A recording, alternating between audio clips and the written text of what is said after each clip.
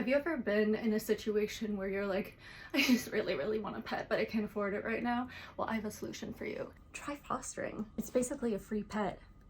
So you just get to hang out and enjoy them, and the rescue or shelter you're working with will pay for all their expenses. It's a win-win situation.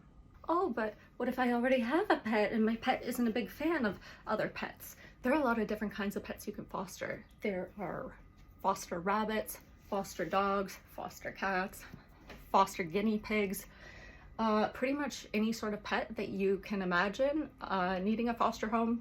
There are pets out there needing a foster home. The good thing about fostering is that it only takes one room.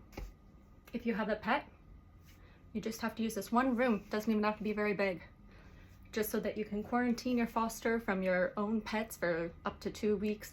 Make sure there are no symptoms, no illnesses, and then you can let them out together. And usually that also gives you the amount of time to introduce them so that they get along by the time that they're allowed to be exposed to each other. Oh, but I'm the only person who can provide a perfect home for this foster pet. It may feel that way, but you are not. There are a lot of pet lovers out there, and if you are working with a rescue or a shelter, they're going to make sure that they do their due diligence with the applications. So what reason is there not to foster? I mean, for me, none. I like knowing that I am saving animals' lives and that I get the enjoyment of meeting these new animals, and that they teach me something too. Each time I meet a new cat, it's so interesting because they all have different traits, different personalities, different temperaments, and it's fun. So why wouldn't you foster? I foster with Team Cat Rescue, and if you are in the Toronto or GTA area, I highly recommend you look into doing so too, because they provide you with everything that you need in terms of the food, the supplies. And if you donate things to the cats with your own money, then you get a tax receipt at the end of the year because it's treated exactly like that, a donation. A lot has changed since the pandemic. First of all, we lost a lot of fosters because there were a lot of people who were willing to take care of these pets when they didn't have to go to work. But I don't know if they think that it's worse for the animal to be in a home alone for like 8 hours when they're at work versus deceased or in a small physical shelter, kind of jail cell sort of thing. But I personally think that it would be much better for them to be in a home, even if you have to go to work for 8 hours a day. What do you think? Would you rather be here even when I'm not here and hang out and climb on all the cat stuff? Or would you rather just be in a little jail cell? During COVID, Team Cat Rescue was rescuing about 500 cats a year, and now we're down to about 220, and that is completely because of the amount of fosters. We need more fosters in order to save more cats.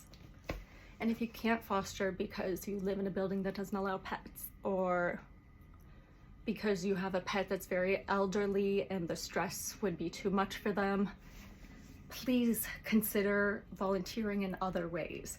For example, I don't have a car, okay?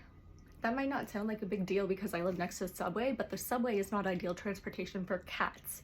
So there are a lot of volunteers at Team Cat Rescue that solely transport the cats to and from the vet and foster homes. And that is so incredibly, incredibly helpful, because without that, I wouldn't be able to foster. There are a lot of things in the world that need improvement, but this is one thing that I can do easily and that makes me feel good, and that I know makes a physical difference, because I've seen all the cats that we fostered go to their forever homes. And goodbye is the goal. Goodbye is the goal. The whole time I have these foster cats, I'm hoping that they get adopted. I'm not hoping that I'll be able to keep them, because I want to experience the next foster cat. I want to know that I'm helping to save another cat.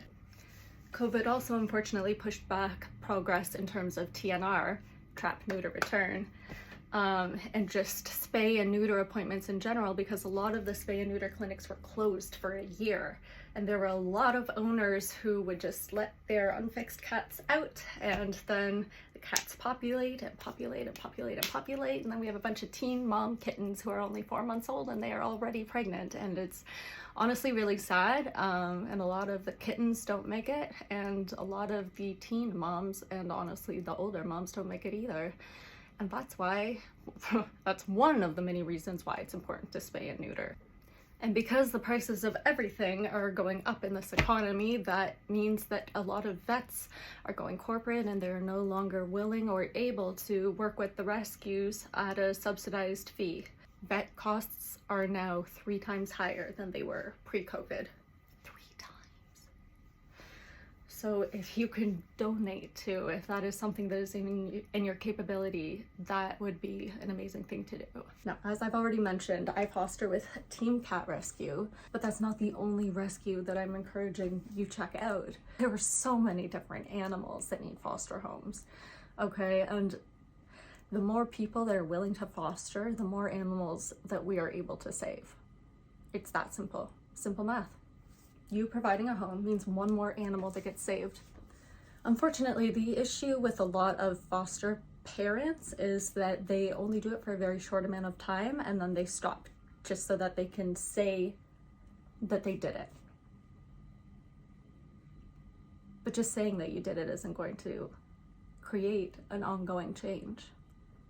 And this is something that's just so easy to incorporate into your everyday life. Like, I don't have to do any work. I mean, sure, I'll post them on Winter's Foster Friends, which you can check out, but that's by choice. Team Cat Rescue works on getting the cats adopted, and I just enjoy them for the time that they're in my home.